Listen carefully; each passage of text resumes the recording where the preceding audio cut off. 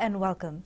A few weeks ago, government announced a micro, small and medium enterprises COVID-19 concessional finance support package which commenced on the 7th of this month. Tonight on the show, we catch up with a variety of guests to discuss the finer details of this package and how you can get access to it. Good evening and welcome, ladies and gentlemen, to the show. So let's just get straight into this particular announcement that was made. The SME loans that have been announced is something that Fijians have been looking forward to. They've been anticipating, and I'm sure that a lot are appreciative of. But there's three different tiers to this, three different packages. Talk to us about it. Okay, yes, the way this scheme works, it's, as you have said, there's three different tiers to it. And as announced by the Minister for Economy, there has been a redefinition of the three categories of the enterprise. What is micro enterprise, what consists of small enterprise, and what is a medium enterprise. So a micro enterprise is an entity or business or individuals whose gross turnover is less than 50,000 annually. A small enterprise is the one business where the turnover is between 50,000 to 300,000. And a medium enterprise is between 300,000 to 1.25 million. So that's how they have categorized or redefined in which category your enterprise falls in. And there are different loan, for this loan, they have given different loan limits for each category. Mm-hmm. So if we were to get into the details for someone who's not aware, who hasn't had access to what the finer details of each package is and where they fall into these particular categories and how to go about applying for these loans, talk to us about that. Yeah, so I think first we need to understand, so those who falls under this micro category, gross income less than 50,000, so they can get up to 7,000 concession loan at the interest rate of 0.5% annually. And the payment term is up to 5 years. The first year is a grace period where they will not be required to pay any interest or principal. So the repayment commences from the second year. This loan is particularly for the existing business and also for the new businesses who want to start up their businesses. And these are the people who may be affected due to COVID-19. They may have lost their job, but they have got some special skill set, unique skill set that they can utilize to start up their businesses. So that falls into the micro category. Again, the repayment, when it starts from second year, it's not mandatory for them to do monthly repayment, so they can do the repayment within the annual year anytime, whenever they have their cash flow available. Going to the small category enterprises, the maximum loan they can apply for is up to $14,000 at the interest rate of 1% per annum. Again, the repayment, the term is 5 years and the repayment is same. You start your repayment from the second year onwards. And for the medium category, the maximum loan that you can apply for is up to 21,000 at the interest rate of 1.5%. And the repayment term of the loan and repayment is still the same. Mm-hmm. So looking at something like this, for someone who has never had to apply for a loan like this, Dr. Ali, what would you say that they should be aware of before they apply for a loan? Well, Geraldine, thank you for that. For someone who wants to access in the micro category, they just have to be ready to be able to do business. Mm-hmm. And if they have an interest in any business, such as farming possibly, which farming is being given priority in this case, and they want to start they've lost their job and they want to create a source of income for the family, and they just have to want to do it, essentially. And for the micro category, it's quite the eligibility criteria is quite simple. All you have to have is a business registration certificate and a TIN number. And a business plan, not an elaborate business plan. There is a template given as part of the application form where you have to have you would have thought about it. So they should be prepared they would have thought about what they want to do and what kind of income it will earn them. So in terms of just some thought around it, so just the seriousness of the person itself, the herself if she wants to do something, she has thought about it. She has thought about what it will cost her to start and what she needs to buy. For instance, she may want to buy some piece of equipment or some gardening tools, for instance. And we will require them to have a quotation for those gardening tools that she wants to buy. And if she can supply that, and the registration, and her intention, I have a one-pager plan of, okay, yes, this is what I want to do, this is what it will cost me, and this is what I expect to earn from it. So that thinking part of the business is quite important. That's for the micro. Sorry, for the other categories, the small and the medium, they are existing businesses, so they already have all this. So Vera, you happen to have a business and you've had a few setbacks just within the past couple of months, a couple of them including, of course, the COVID-19 and also TC Herald. Then we've also saw one of your business outlets that was affected by a fire recently. Now, for something like this to come up, do you see it being a help for people like you who happen to have existing businesses that have been affected by a variety of different factors?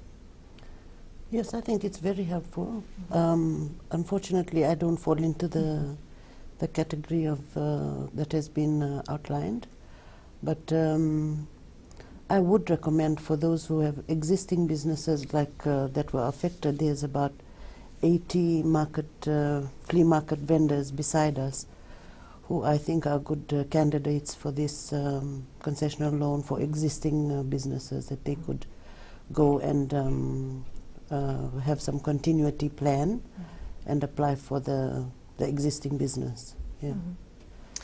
We'll be back with more after this break.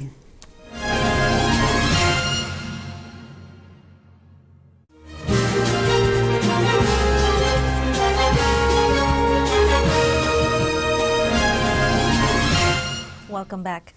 Now, for all of our guests that are here, we happen to have them part of a particular body, which is an ad hoc organization, business, not all, pardon me, just most of you, Business Assistance Fiji. Now, this was set up to help with the new applications and also with this particular initiative because, of course, it's something that does need to be looked into quite carefully. If you were to tell us about how this was put together and what it is that your different businesses or the organizations that you represent, how they contribute to the application process and vetting of the applications, please feel free to do so.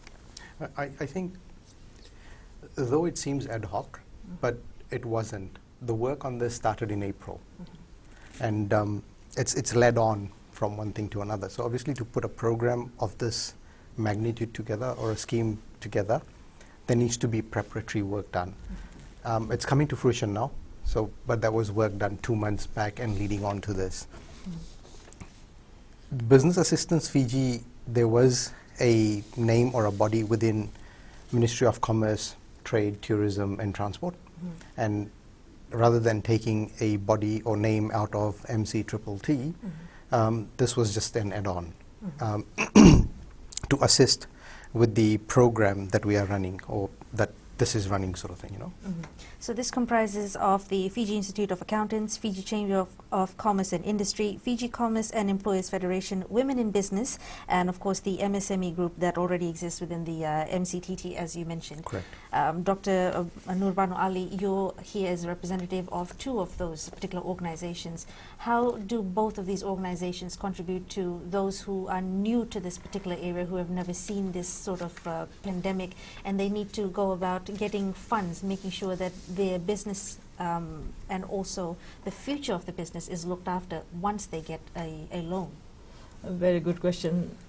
As Sandeep has mentioned, the work on this started back in April.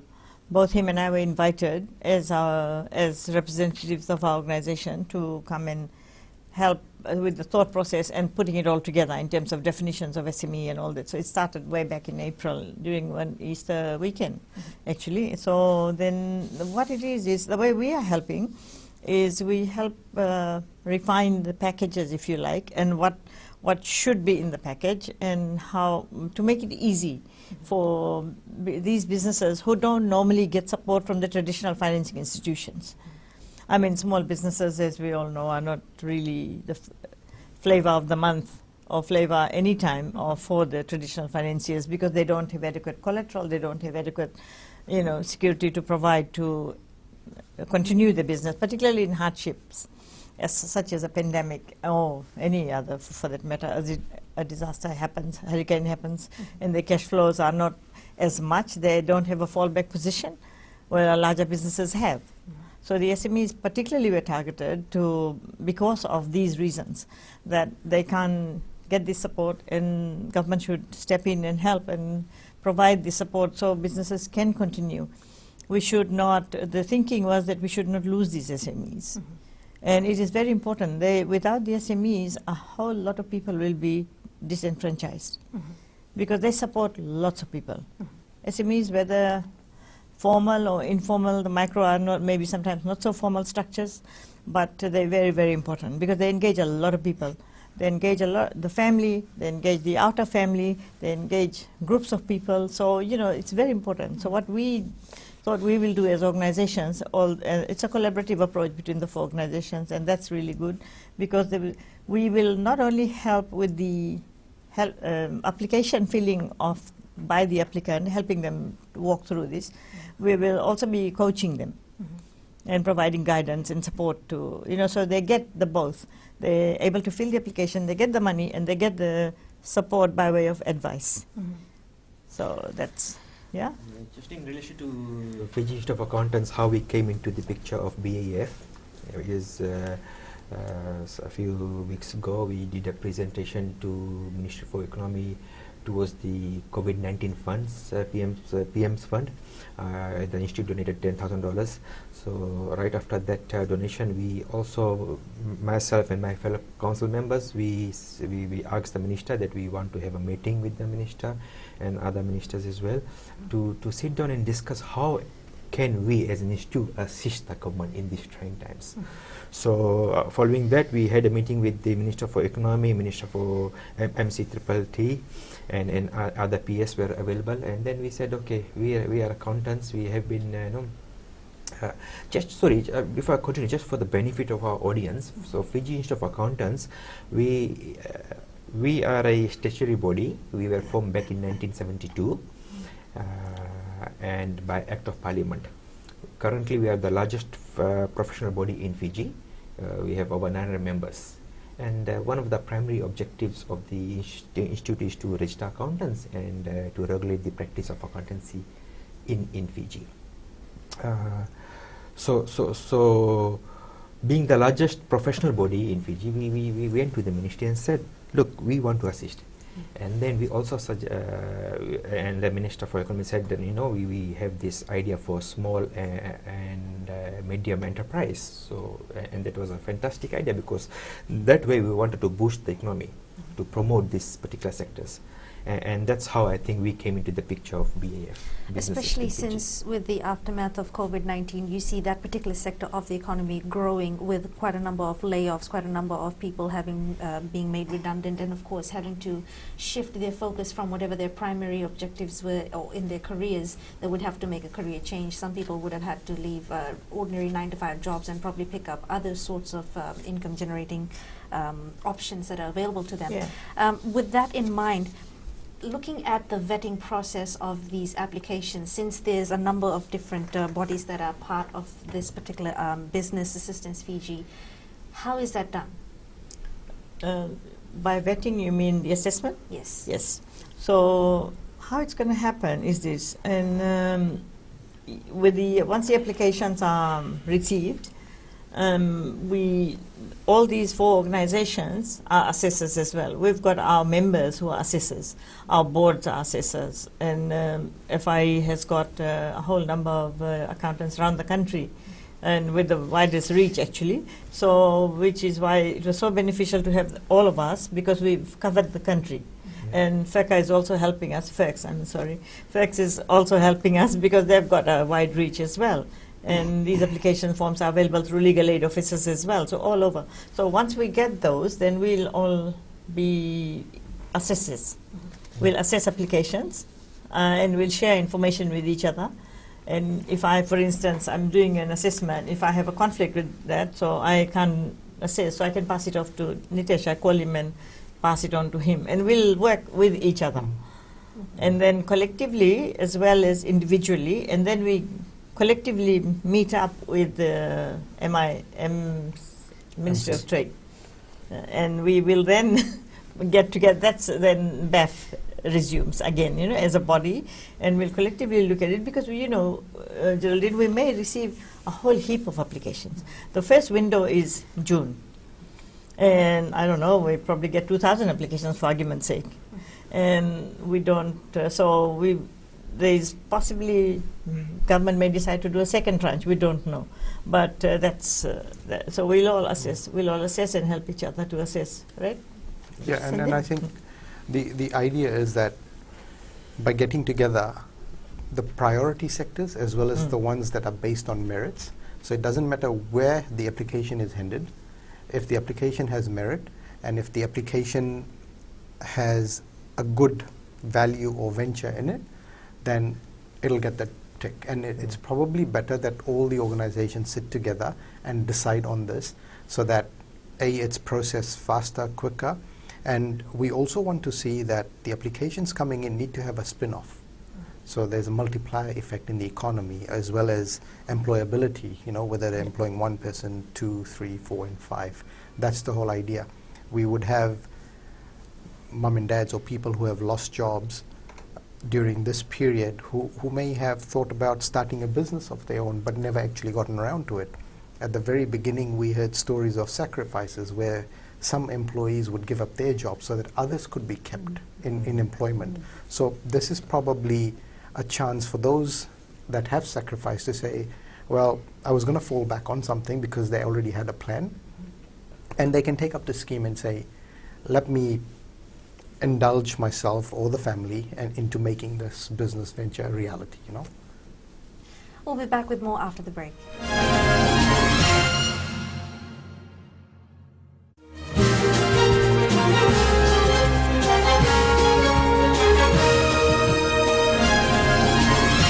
Welcome back.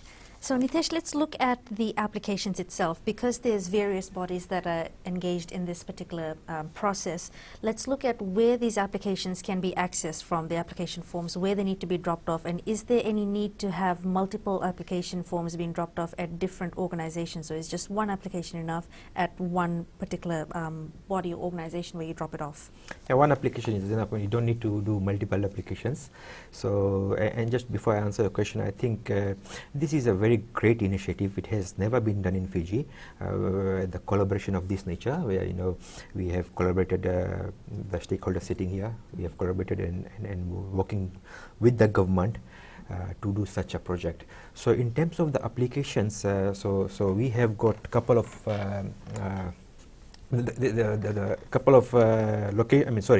have got couple of options for the applicants to go and drop off their applications. So all the applications form they can get at all of our websites, our offices. It's also available at the BDM offices, the legal aid office, provisional administrators and district offices, and MCTTT. And also in these offices they can go and drop off their application in the drop box. In addition to this, FRCS is also a partner to this. So in all FRCS office in Vitilevu, the application can be dropped off in the box. And in North, we have got the district offices and the administrator's office where the application can be dropped off. If we can look at how this particular package is different from the loans that are given out by the FDB or by other private banks for small or micro enterprises, especially just for the package one, how is it different? I think one of the major difference here, as I've mentioned while talking about the three major categories, is the interest rate. I mean, well, commercial banks, their borrowing cost is on average 4%.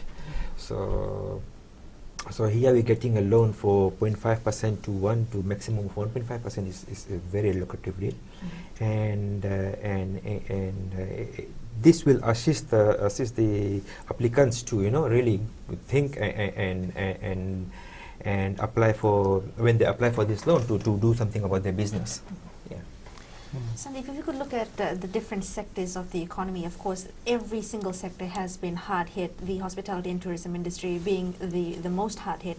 But does this mean that there's going to be any particular sector that's going to be given preference in terms of applications that are being received?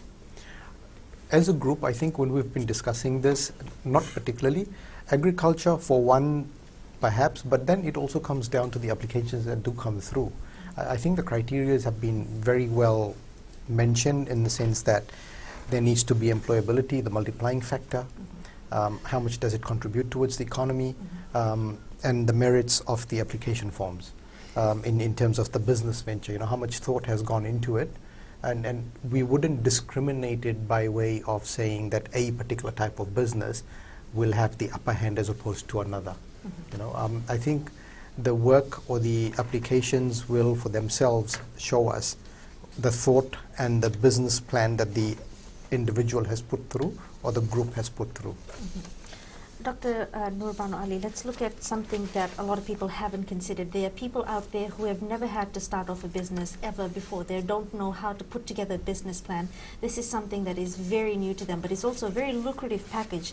For someone like that who wants to apply for this particular loan, how would they go about getting it done? Because, of course, one of the criteria is that they need to have a business license, they need to have it registered, they need to have a business plan. Is this a good idea for them, for someone who has no background in this whatsoever? Yes, by all means, Geraldine. I mean, as I said earlier, you know, you just have to want to do something. And generally, if somebody puts their hand up to engage in a business, they normally know. You know, and they have it thought out in their head. All they need to do is somebody to help them put it on paper. And that's what the women in business offices are doing. We are helping, we've seen a lot of women in that category, you know, who are now wanting to create different revenue sources for the family.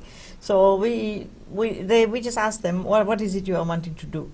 You know, you just walk them through the process.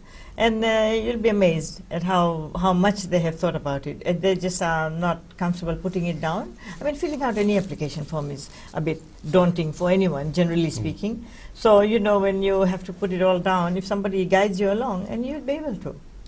So, in instances where you happen to have people who have been laid off by, say, for example, one particular company where both, maybe the wife and the husband were both working, if they both want to apply for this particular loan, but they have got different business ventures in mind, can they do that? Yes, absolutely.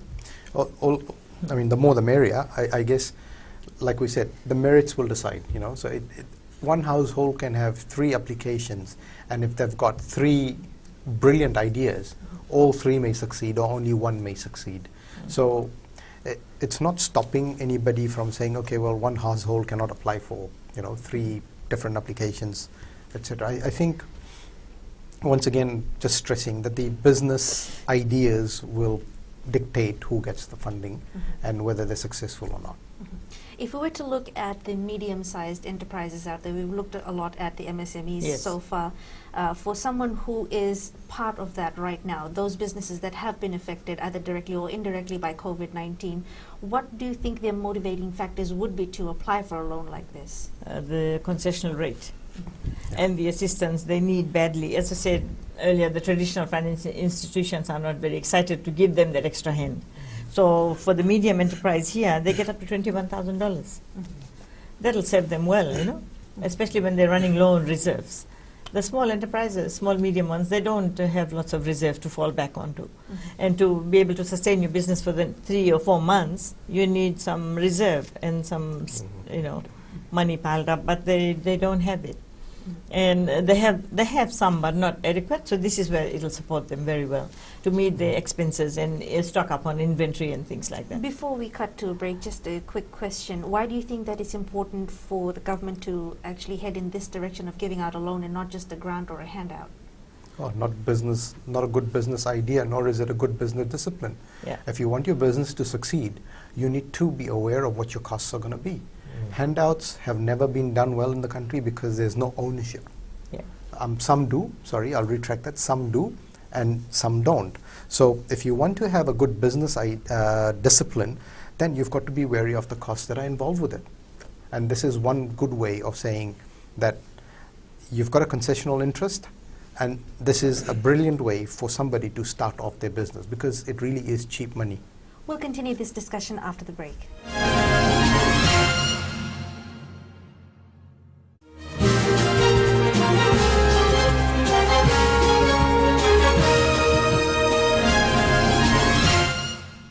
Welcome back. Sandeep, during the break, we were talking about something very, very interesting. Now, of course, for someone who has tried business before, there may be different factors why they didn't succeed. We don't want to call them failed businesses, but they've had factors in the past that have held them back from succeeding. And for someone who has that sort of a past, do you see that being a factor that will hold them back from getting applications approved? No, I don't see that as a discouraging factor because for whatever reasons, it may not have worked out in the past. But that's the whole idea that with this scheme here, it's brilliant because A, you've got low interest rate. Secondly, you've got mentorship with it. So you've got a whole team of individuals or organizations that will work with you. So in some cases, it may not have, say, let's pick an example where it may not have been successful in the past because the business model wasn't right and there was something in it which a third eye could have picked up, but it didn't. So along this process here, we've got that benefit. A team will pick it up and say, this is a brilliant business model, but it lacks this thing or a couple of other things, and then they will help that individual or that group put it together. So it's not based on previous experiences. Obviously, if you have experience, it will count towards something. But on paper, if it looks good and if the team feels that this can be a winner, then they will work with that organization or the group. It's, it's the advice, like he's saying. It's the advice that people fail to seek sometimes and until it's too late. And what this does is right from the word go, the advice is there. And you are putting the application through with them, you're holding their hand, guiding them through, asking the questions. So like, for instance, the team at the office, in my office, asking, so have you thought about who you're going to sell to? So how many customers do you expect? I mean, like those kind of detailed questions. It gets them thinking, and then they understand the benefit of advice. So oftentimes we found that businesses fail for lack of advice. Yeah, or not thinking it through, Yeah. I mean, what we may consider to be a standard question or a standard answer may not necessarily be the same with the applicant sort of thing. And sometimes it's just the probing questions to get them thinking. Yeah. Let's take the example of a chef. They're good at what they do. They can make muffins, they'll make bread, they'll make all sorts of pastries. But to then work it into a model and to help them work it to say, okay, if you're going to sell a bread, you're probably going to sell it for $1. But if you're going to sell a Danish pastry, or a scone, etc., your margin does not have to be at, say, 10% or 20%. It can be higher. So it allows them to rake in more money. So these are some of the things that we have the ability to work with them on and advise them, because they may not necessarily see it that way. Up until now, they may have been stuck in the bakery or in the pastry room or kitchen doing what they do best. But now they've got to look at the entire setup and say, not only do I have to make, I've got to sell it and I've got to have customers. Looking at something like this, of course, this is something that is going to help out the Fijians in the short term, maybe even in the long term. And as we all know, of course, Fiji is going to be on an uphill battle in the next few months, maybe in the next couple of years as well. Economic predictions say that we might have maybe a 2% contraction. And with that in mind, of course, something like this is something that we do need to drive the economy further, given that we don't know when things are going to normalize. With this in mind, how much of an impact do you see or foresee this having? I believe this will, for the short to medium term, have a very positive impact on the economy. I mean, looking at the three categories, especially in the macro category where people have been affected by COVID-19, have lost job, and they have the capacity or skill set to do something to drive their business, to start off a business, and then maybe through that to provide employment, additional employment. So I believe in the three categories, small, medium, and macro, small and medium, it will have a positive impact. And for small and medium enterprises, I think it is a good initiative, because at least these businesses can keep keep their current employees, or maybe 60, 70, 80% of their current employees. No? So it will have a positive impact, definitely. Moving forward, how do you see this being beneficial to the government as well? Of course, like we mentioned before, handouts are never a good idea. It's never worked out in the past. But do you foresee this being something that the government may rely on a lot more in the future, because we'd never know what unknowns we may have? Yeah, I think, look, I'd probably come back to the analogy of giving the person a seed, helping them become a farmer, and helping it to grow. If you give them handouts, you haven't really taught them anything, you know. But if you give them the seed and help them to grow, I mean, they can plant multiple plants from that and help grow and make a livelihood for themselves. Yeah. So that has to be the shift. The other mindset is that now's a good time. Things are quiet. If you want to start a business, most lecturers, or when you're at uni, you're taught that, you know, you have to start small. So when things are quiet and you haven't built up volume, you don't have the capacity to build up the volume either. You would rather do it now. So when things start to turn, you're ready for the economy as well as the economics to have mass production, you know, be able to produce a lot more, because you've done all your skilling as well as your thought process during this period when it's a bit quiet and you can manage all your workings and business. And remember, Geraldine, today's small business is tomorrow's big business. Yeah. We all start small. And then you get to, you know, and as adding on to what Sandeep's just been saying, once they start, and they have to have an accountability. So the business requires accountability through and through. So if you take a loan from somebody, you need to pay them back. And use that money to propagate your business and take it to the next level and the next level and the next level. And then, you know, before you know it, you are thriving and you are doing well, you know. But that's level of accountability is important, I think. And SMEs, more SMEs will be created, which is really good for everyone. Just financial discipline, you know, and in some cases. That's, I don't mean to speak ill of anyone, but sometimes, especially being in the Pacific, that's something that some of us do struggle with. Already we've seen that being a problem with quite a lot of people having to rely on FNPF withdrawals because they didn't have much of a savings account that they had on their own in the banks. Do you see that this is also going to be something that they will struggle with? Of course, you've already mentioned that there will be mentorship provided, but do you think that they will be able to cope with this, with the demands that will come with having to start off or even continue with a business, with these sort of factors behind them? Yeah, we know, as I said earlier, you've got to be, if you are putting your hand up for this, you be prepared to be tough on yourself.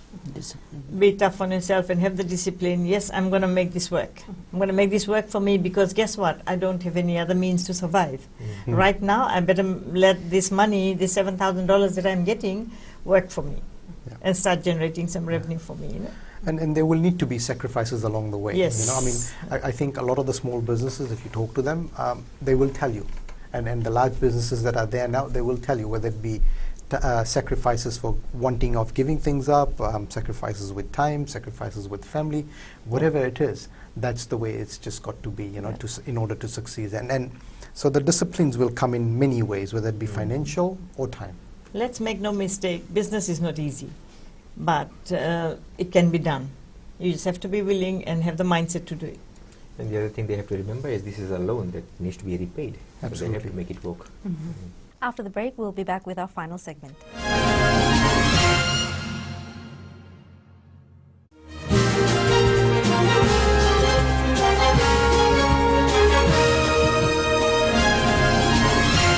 Welcome back.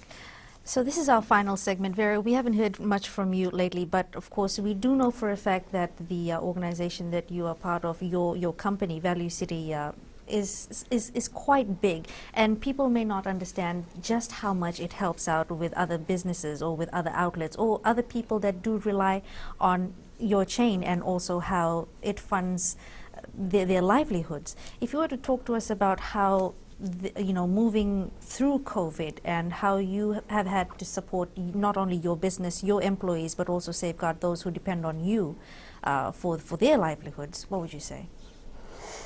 Yes, we continue to have those ladies who come in from either villages They have stalls in their villages. They have roadside stalls. Some from even the flea market. Other church groups. We still continue to have the product available for them, and I think this is a good way for some of them to go and move from they're existing, but probably in the informal sector.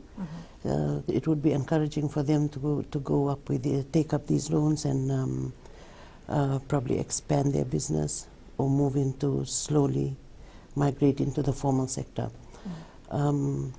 We were talking of discipline in financial discipline, and a lot of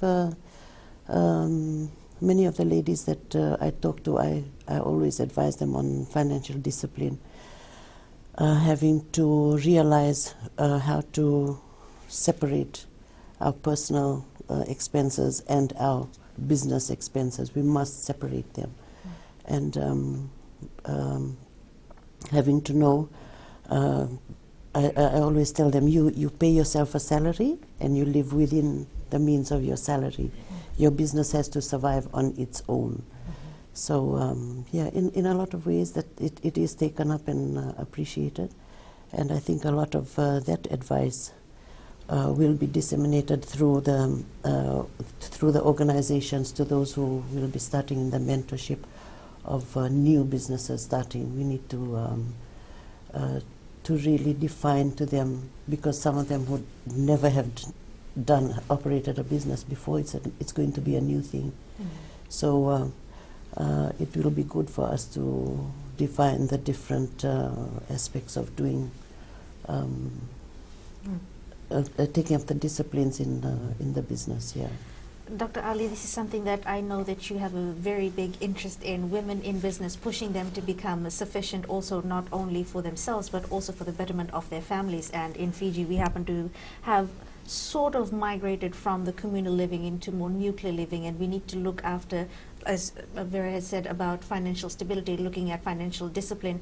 But in these times we need a collaborative approach from everyone in the household, and we've seen both husbands and wives being laid off, husbands and wives needing to work together to come up with something that'll be beneficial to the family and to the income that'll come into the family. Moving on from what Vera had said about women being invested in these sorts of SME loans that are being given out, and of course for the support that is needed from the family and also from partners. We'd like your thoughts on that. Yeah, well, I see this as a very positive initiative, again, from that very point of view that you just mentioned. What it'll do, where in cases where husband and wife have both lost jobs, you'll see women are more vested into taking care of the family. It's just a nature. They play the lead roles in caring for the family, regardless of whether they're in business or not. So this is the time when they will, I think, if they come out and take this risk, if you like, it's a business is risk, right? Take this risk and start a new business, they will get the support. And in fact, it'll do a lot to women empowerment, economic empowerment, and the family empowerment, therefore. And the partners and the families will be more amenable, they'll be educated in that process of how important it is for a woman to be in business. Because she's got that financial discipline necessarily, which is not so prevalent in the male part of the household. It's just what we've seen through our workshops and through our experience with working with women. And when we're working with them in the informal sector, and this is another thing we've been pushing to get them formalized, to set up formal structures and get registered so they can be counted and they can be dignified, therefore, and until they are informal and working from the side of a bench, like Vera said, and not even quite distinguishing the business and the household expenses, until they do it on the side, they'll remain not so important. But once they get registered and they have a business, they have a loan to it, they have accountability, and the whole family will mobilize to support her. And then because they know it's coming for the good of the home. Yeah, and I think women are more patient. Yeah. They also bring diversity. So in that aspect, if you empower them and if you help them along in projects like this, you will see a lot of changes being made instantaneously. I mean, through FCEF, we've Yeah. got the Women Entrepreneurial Business Council that works with the informal and the formal sector with women, more so with in the informal sector. And the changes they do bring about, and the success stories are just amazing. I mean, some of them run Yeah. like 3 different types of businesses, and the ability to do that. Similarly, young entrepreneurs through the young adults or group, whether it be male, female sort of thing. I mean, the diversity that they bring across. If we can give them the platform to launch a good business venture, then that's what this really is. It's an avenue. So take advantage of it and ensure that you've not regretted it 5 years from now when you say, well, there was an opportunity, but I did not take it up. Yeah. I was still stuck with my job, or I lost the job and I didn't do anything about it. So can I just add to that? Generally, women find it difficult accessing finance Yes. through the traditional financiers, the banks and all Yeah. that, due to the lack of equity really. Yes. So this is a good opportunity Yeah. for them to get access to that finance Yes. and either establish or expand their business. Yeah. Because the business model doesn't require the collateral that Yeah. a financial institution will, like Yeah. your FDBs or the commercial banks, etc. So this makes it a lot easier at entry level. Yes. Just And generally speaking, global statistics have shown women are more creditworthy and they're better savers than men. Just to go over the 3 packages one last time for those who may have missed out in the previous segments, if we could just have a rundown again of what the criteria is, where they can get the application forms, and when is the deadline for the first batch of applications to come through? The deadline is 30th June. So it started on 8th of June. It will go till 30th June for all when the application closes. And the 3 different categories I have mentioned are the micro, and they can get maximum of 7,000 loan. Small, 14,000, and medium is 21,000. And all the applications can be dropped off at the drop-off boxes at FRCS offices in Beti Levu, and all the district offices, all the special administrators offices, and at our respective offices, FI, Fiji Chamber of Commerce, and Fiji Employees Federation, and Women in Business. And the criteria are all posted up at our website, but in terms of the following documents must be submitted with a complete application form for all micro, small and medium enterprise. So business registration certificate, business tax identification letter, Yeah. bank account details, business plan, and cash flow projection. And in addition to that, for small and medium enterprise, the following is also required: valid business license, latest financial statements, FMPF compliant and tax compliant, and past 6 months bank statements. Unfortunately, that's all we have time for on the show today. Thank you very much for joining us on the show, Vera, Nitesh, also Mr. Chauhan, and Dr. Ali. That wraps up our show for this evening. Good evening.